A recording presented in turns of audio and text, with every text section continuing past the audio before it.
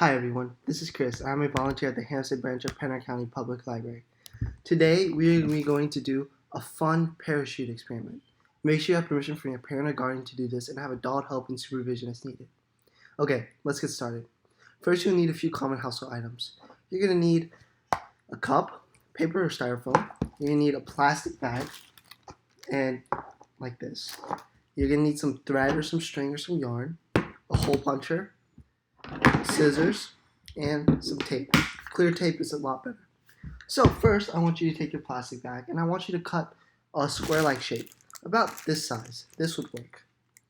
It's about the size of my palm for reference. Okay, so once you have your sheet of paper or your sheet of plastic cut out, you need to cut out 4 pieces of yarn or string about this length. And you want them all to be the same length. Okay, once you do that, you're going to take a sheet of paper and you're going to cut corners into it with the scissors. You could try using a hole punch, but I found that scissors work better. And I'll give you a little bit of a demonstration right here on this corner. So here we go. We cut like so. There we go. So you see that little hole in there? You're going to take your one piece of thread, and you can do this on all 4 corners. You take your piece of thread, go through the hole,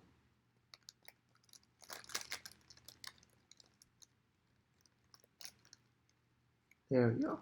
And then you're going to hold it there and grab a piece of tape, small piece of tape I would say, about this big. And you're just going to tape the piece of thread down.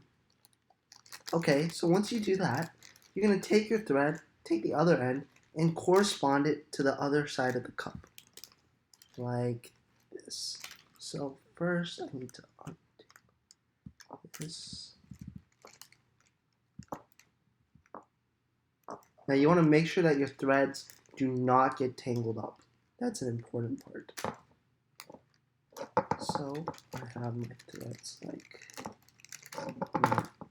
there we go. Okay. There you go. So your threads are like this. Now you want to try and get them as even as possible. So you're going to take this, take your other end of the thread and slip it. You're going to want to take your hole puncher and hole punch 4 holes into the cup like this, forming almost a cross. And you're going to take the other end of the thread of the one that you tied to the plastic, and you're going to thread it through the hole and into the cup, as you can see there. And then you're going to hold it there, and you're going to go ahead and tape down. I would do a thin piece of tape, and I would make sure that there's still some end of the thread left on the other side of the tape. I'll give you an example once I tape this down.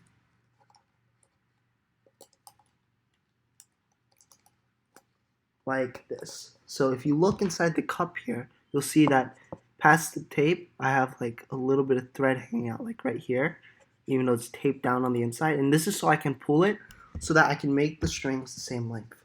So now I'm going to hold it like this. And wow, the strings are the same length. But if they're not, you can take the end of the thread and watch.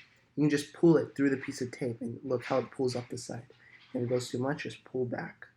So like that, we have our parachute done. So with this, now you have a parachute. You can take a demonstration, and you can try and hold it up a little bit high, and you just drop it. Let the parachute open. And now, if your parachute doesn't work as well as you expected it to be, one way you can do it is to make the plastic bigger. And that's because of how parachutes work. So in the air, there's many molecules, gas molecules, such as CO2, oxygen, carbon dioxide. They're floating in the air. They're molecules. They're actual small molecules that you can't see. If you ever stuck your hand out the side of a car window, it feels like your hand's getting pushed back, and that's because of something called air resistance. When your hand is moving like that, there's air molecules going against your hand, and your hand's pushing them out of the way. Same thing with a parachute. With this piece of plastic, when you push it forward and push it back, there's some air resistance. You feel the plastic buckle in the middle a little bit, and that's because it's moving molecules aside, and it's catching some of that and causing it to move almost upwards force against gravity. So the larger your parachute, the more surface area, the more molecules you kind of almost gather inside that parachute, which is what's happening in this parachute.